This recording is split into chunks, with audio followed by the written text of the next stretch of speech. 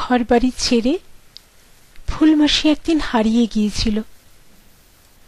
আনলায় নিয়ম মাফিক গোছানো শাড়ি, ব্লাউজ, চাদর, ছোট ছাতের অলস রোদ্দুরে পুরনো থালায় সাজানো সযত্নে বানানো বড়ি, ঠাকুরের আসনে চিনেমাটির লক্ষ্মীনারায়ণ, তাছাড়াও আর যা যা ছিল সব কিছু ছেড়ে ছুঁড়ে ফুলমাসি একদিন হারিয়ে গিয়েছিল।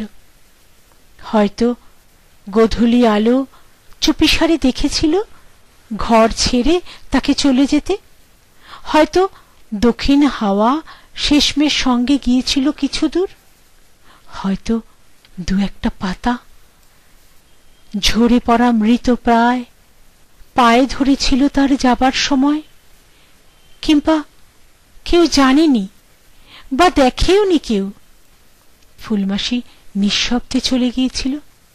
কেন যে হারালো ফুলমাসি কেউ সেটা জানল না, যদিও ভাবল কিছুকাল অনেকেই, নানা কথা, নানা আলোচনা।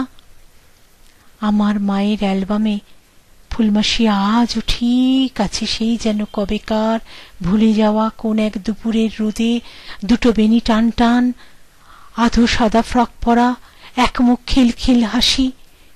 এখনো তেমনি আছে অ্যালবামে ফুলমাসি, একটুও বয়স বাড়েনি।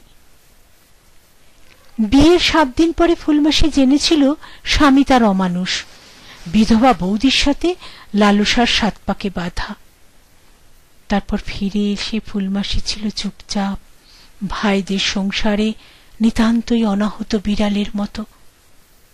তারপর একদিন গোধূলির আলো কিংবা অন্ধকারে মিশে ফুলমাসি ঘর ছেড়ে চলে গিয়েছিল।